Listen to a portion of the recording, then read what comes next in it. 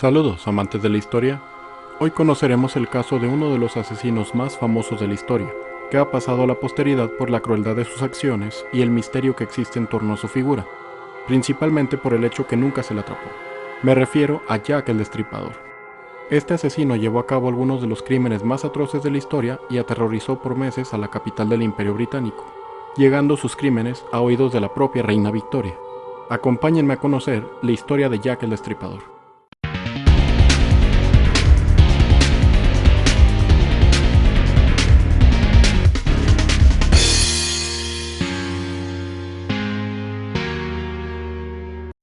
Para la década de 1880, Reino Unido era la potencia indiscutible del mundo. Aunque países como Alemania y Estados Unidos ya amenazaban esa jerarquía, aún se encontraban lejos de igualar el poderío y riqueza de los británicos. La principal joya del imperio era su capital, Londres, que para la época era una ciudad bulliciosa y cosmopolita, llena de edificios elegantes y puntos de referencia que exponían el poder del Reino Unido, tales como el Palacio de Westminster y su torre del Big Ben. Otros edificios como el icónico Puente de la Torre se encontraban en construcción en aquellos años. Esta época, conocida como victoriana, fue la más icónica de Londres y ha pasado a la historia tanto por la moda de sus habitantes y su estilo de vida, como por figuras idílicas como el detective Sherlock Holmes, o más reales y aterradoras como Jack el Destripador. Sin embargo, como toda ciudad, Londres también tenía su lado oscuro. Numerosos barrios de la urbe se encontraban en estado de abandono y las condiciones de vida eran cuando menos miserables. De hecho, la falta de empleo y las difíciles condiciones de vida hicieron que la prostitución, el contrabando y el crimen fueran actividades comunes en estas áreas. Una de estas zonas era el East End, ubicada en la zona oriental de Londres y cuya población se conformaba principalmente por inmigrantes. A partir de 1888, una serie de crímenes pondrían el ojo público en un barrio del East End llamado Whitechapel, donde el homicidio de 11 presuntas prostitutas pasarían a ser conocidos como los asesinatos de Whitechapel, ocurridos entre los años 1888 y 1891. Aunque la policía británica contabilizó 11 asesinatos cometidos en Whitechapel o sus cercanías entre esos años, hoy en día se estima que no todos fueron perpetrados por Jack el Destripador, ya que en algunos casos el modus operandi era distinto o bien se sabía con certeza que en ciertos asesinatos había más de un implicado. Lo cierto es que nunca se encontró un responsable para ninguno de los casos.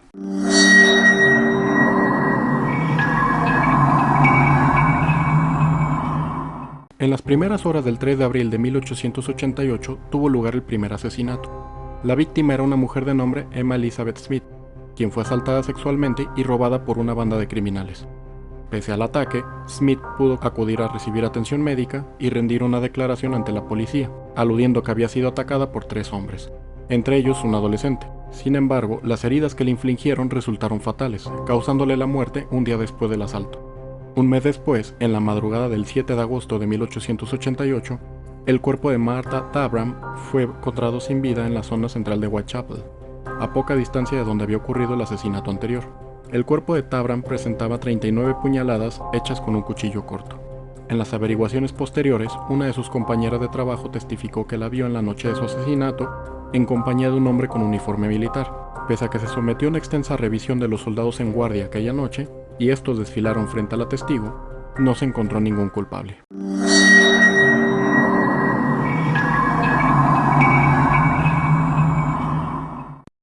A partir de agosto y hasta noviembre de 1888 tuvieron lugar 5 de los asesinatos más famosos de los cometidos en Whitechapel. Estos fueron considerados por la policía como los canónicos de Jack el Destripador, dado que son aquellos que pueden atribuirse con mayor facilidad a un solo asesino, pues estos presentaron el mismo modus operandi, caracterizándose por cortes en la garganta y en el área abdominal, además de que en la mayoría de las ocasiones se había presentado el retiro de uno o varios órganos, principalmente del área genital. La primera de estas víctimas fue Mary Ann Nichols, cuyo cuerpo fue encontrado a las 3:45 de la madrugada del 31 de agosto de 1888. Posteriormente, el médico forense dictaminaría que el asesinato tuvo lugar 45 minutos antes del descubrimiento. El cuerpo de Nichols presentaba 2 cortes en la garganta hechos de izquierda a derecha, así como varios cortes más en el área abdominal. A diferencia de las futuras víctimas, no se le extrajo ningún órgano al cadáver. El asesinato de Nichols hizo sospechar a la policía de la presencia de un asesino serial en la zona de Whitechapel. Sin embargo, la diferencia entre los 3 primeros casos descartó en ese momento la posibilidad de un solo responsable. Posteriormente, a las 6 de la mañana del 8 de septiembre, fue encontrada la 4ª víctima de nombre Annie Chapman, quien había sido vista ese día alrededor de las 2 de la mañana. Había salido de su alojamiento con la intención de encontrar un cliente y así poder pagar el alquiler. Al igual que en el caso anterior, el cuerpo de Chapman tenía un corte en la garganta hecho de izquierda a derecha, aunque en esta ocasión la víctima había sido destripada y sus intestinos colocados en sus hombros. Posteriormente, el estudio forense reveló que parte de su útero también había sido retirado. En las averiguaciones posteriores, un testimonio mencionó haber visto a Chapman 30 minutos antes de que su cuerpo fuera encontrado. En la declaración se mencionó que iba acompañada de un hombre extranjero de alrededor de 40 años, mediana estatura, poco más alto que su víctima y de piel morena. Iba vestido con una capa negra y una gorra tipo Deerstalker, misma que es comúnmente asociada a la figura de Sherlock Holmes. El asesinato de Chapman escandalizó a la población londinense, que había atestiguado el cuarto asesinato consecutivo sin que la policía consiguiera algún arresto. La presión social y la atención de la prensa cobraron una mayor intensidad a partir de este punto, llegándose incluso a poner una recompensa sobre la cabeza del asesino. Aunque algunas de estas medidas pretendían ayudar en la captura del responsable, la tensión mediática y social terminaron dificultando las labores de investigación. Si ya los asesinatos cometidos representaban un escándalo de grandes proporciones, los sucesos del 30 de septiembre superaron lo acontecido hasta ese momento. En la noche del 29 y 30 de septiembre tuvo lugar un doble asesinato con menos de una hora de diferencia. Aunque algunas teorías sugieren que ambos casos fueron perpetrados por personas distintas, la evidencia apunta a un mismo modus operandi, por lo que ambas víctimas son generalmente asociadas con Jack el Destripador. Cerca de la 1 de la mañana fue encontrado el cuerpo de Elizabeth Stride. Este presentaba un corte en la garganta de izquierda a derecha, aunque no tenía ningún otro corte en la parte abdominal. Asimismo, se dictaminó que la víctima tenía poco de morir cuando fue encontrada, lo que sugirió que el asesino había sido interrumpido mientras realizaba su macabra tarea. 45 minutos más tarde se encontró en otra zona el cuerpo de Catherine Eddowes, con el mismo corte en la garganta, aunque en este caso el cuerpo presentaba mutilaciones en el rostro y abdomen, además de que sus intestinos habían sido colocados sobre su hombro derecho y el riñón izquierdo y parte de su seno habían sido retirados. Al igual que en el caso de Stride, el forense dictaminó que tenía pocos minutos de haber fallecido cuando el cadáver fue encontrado. Además, se encontró que el cadáver de Catherine aún mantenía dentro de su mano unos dulces para refrescar el aliento, lo que demostró la rapidez de su muerte. Esta última evidencia sugiere que el asesino realizaba sus ataques mortales con suma rapidez, lo cual ayudaría a explicar la aparente nula resistencia de las víctimas. Esa misma noche, cerca de las 3 de la mañana, una prenda manchada de sangre que presuntamente pertenecía a Catherine Eddowes fue encontrada a medio kilómetro de la escena del crimen. La prenda estaba al pie de un grafiti de tiza que al parecer decía lo siguiente: los judíos serán los hombres que no serán culpados de nada.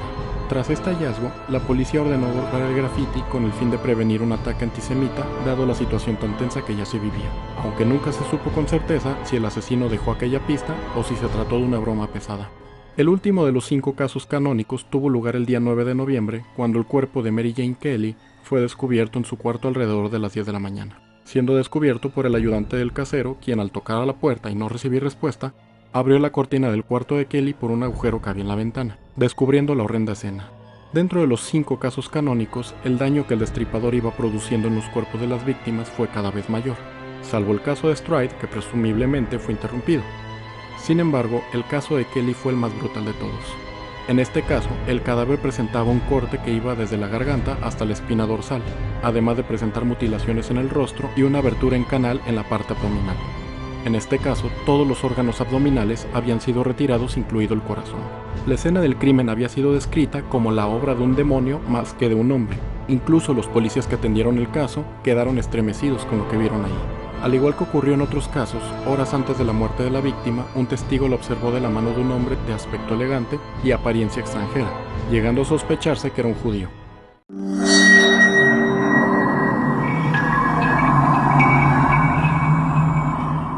Tras el asesinato de Kelly, otras muertes tuvieron lugar en Whitechapel, aunque las causas de la muerte y el periodo de tiempo entre estas han generado dudas sobre si se trata de Jack el Destripador o de otro criminal. Casi 2 meses después de la muerte de Kelly, fue encontrado el cadáver de Rose Millett, quien a primera vista se habría suicidado, pues su cuerpo fue encontrado colgado con una cuerda sobre el cuello. Sin embargo, la revisión forense encontró evidencia que apuntaba a una estrangulación distinta al ahorcamiento, lo que, sumado al clima de asesinatos que estaban ocurriendo, les llevó a clasificarlo como un asesinato. Tras 6 meses de inactividad criminal, el 17 de julio de 1889, fue encontrada una nueva víctima de nombre Alice Mackenzie. Esta presentaba heridas similares a las víctimas atribuidas al destripador, como era el corte de izquierda a derecha en el cuello, y aunque presentaba cortes en el área abdominal y genital, El cadáver no tenía las mutilaciones que habían sufrido las víctimas canónicas. El 10 de septiembre de 1889 se encontró en una zona aledaña a Whitechapel el torso de una mujer, y aunque se insertó el caso en los asesinatos que estaban teniendo lugar, no se encontraron muchas pistas al respecto, llegándose a pensar que se trataba de una broma de los alumnos de medicina, quienes por aquel entonces realizaban sus prácticas con cuerpos reales. El último de los casos de Whitechapel tuvo lugar bastante tiempo después, el 13 de febrero de 1891, cuando fue encontrado el cuerpo de Frances Coles. Aunque inicialmente se atribuyó el asesinato a Jack el Destripador y el modus operandi era similar, las investigaciones posteriores atribuyeron el crimen a un imitador que pretendía hacerse pasar por el infame asesino.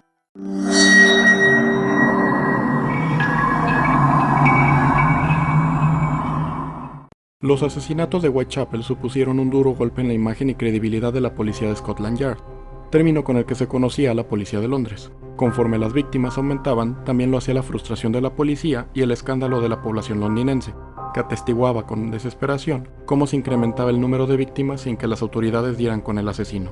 De hecho, conforme la tensión aumentaba, más presión política se ejerció sobre las autoridades policiales, lo que llevó a la renuncia del jefe de Scotland Yard, Sir Charles Warren.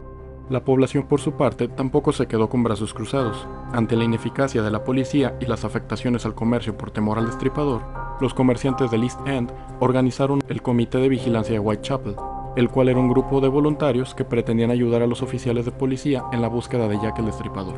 Si bien la policía quedó mal parada con la creciente notoriedad de los asesinatos, la prensa en cambio fue la principal beneficiada al cubrir la nota con detalle, llegando incluso a crear pistas falsas o fomentar el amarillismo con el fin de obtener mejores ventas. La amplia cobertura periodística que se realizaba hizo que numerosas cartas arribaran a Scotland Yard con supuesta información sobre los asesinatos, aunque las más llamativas fueron aquellas que supuestamente eran enviadas por el asesino como una forma de burla a los esfuerzos de búsqueda en su contra. Aunque la mayoría de las cartas fueron descartadas como falsas, existieron algunas que destacan del resto por su importancia posterior. La primera de ellas, fechada el 25 de septiembre de 1888, es conocida como la carta Dear Boss, o querido jefe, por la forma en que comienza. Esta tuvo gran importancia en el legado del asesino, ya que la carta fue firmada por el autor bajo el seudónimo de Jack the Ripper, o Jack el Destripador. Como la carta fue enviada a la agencia de noticias central y posteriormente a Scotland Yard, esto permitió su rápida divulgación por la prensa londinense, lo que finalmente hizo que los periódicos de la época adoptaran el título de Jack el Destripador como el nombre con el que designar al autor de los asesinatos de Whitechapel. La segunda carta, conocida como From Hell o Desde el Infierno, es llamada así por ser este el lugar desde donde el autor aparentemente mandó el escrito. Esta fue enviada al jefe del Comité de Vigilancia de Whitechapel el día 15 de octubre de 1888, y es una de las pocas cartas que se cree pueden haber sido escritas realmente por Jack el Destripador, pues la carta había sido enviada junto con un frasco de alcohol que contenía parte de un riñón. Para ese momento, la última víctima había sido Catherine Edowis, cuyo cuerpo había sido despojado de uno de sus riñones, lo que incrementaba la veracidad de la prueba.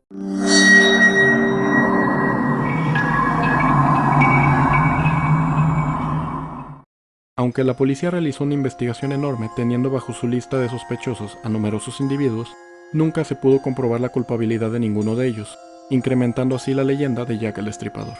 Tanto en la época que tuvieron lugar los hechos como en la actualidad, se han desarrollado numerosas investigaciones y teorías que buscan dar con la identidad de Jack el Destripador. Algunos de los más notorios sospechosos fueron los siguientes. Montague John Druid. Este hombre era un abogado de buena posición social que procedía de una familia de médicos.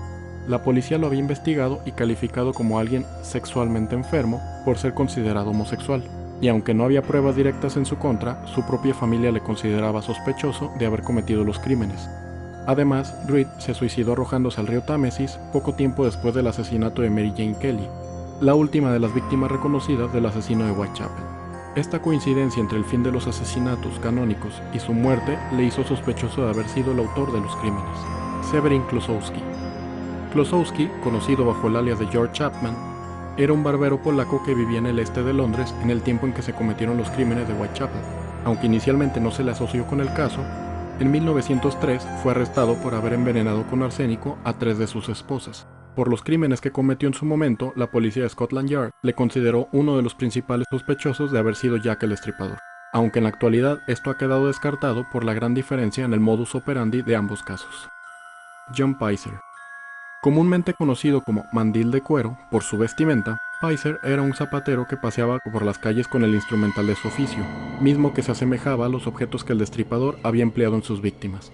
Pizer fue puesto bajo custodia y sometido a interrogatorios hasta que finalmente declaró su inocencia gracias al testimonio de un policía que aseguró haberlo visto a kilómetros del lugar donde habían asesinado a Mary Ann Nichols en la noche de su muerte.